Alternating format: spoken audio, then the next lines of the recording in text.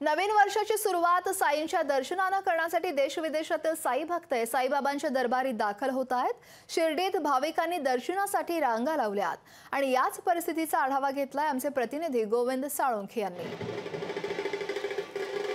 सरत्या वर्षाला निरोप देऊन आणि नवीन वर्षाची सुरुवात साईंच्या दर्शनानं करण्यासाठी देश विदेशातील साई भक्त लाखोच्या संख्येने साई दरबारी दाखल झाले आहे। गेली अनेक वर्षांपासून साईंच्या शिर्डीत नवीन वर्षाची सुरुवात करण्यासाठी ह्या ठिकाणी भाविक जे आहे ते मोठ्या संख्येने दाखल होत असतात।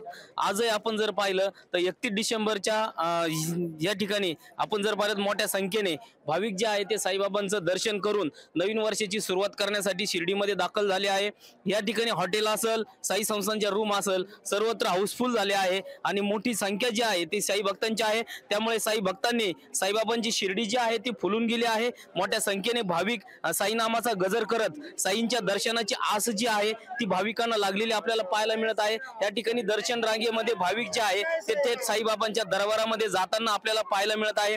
प्रत्येक साई भक्तांचं दर्शन व्हावं यासाठी आज साई संस्थांकडून रात्रभर साई मंदिर जे आहे ते खुलं ठेवण्यात येणार आहे। त्यामुळे प्रत्येक साई भक्तांचं आज दर्शन जे आहे ते होणार आहे आणि रात्रभर मंदिर जे आहे ते खुलं राहणार आहे।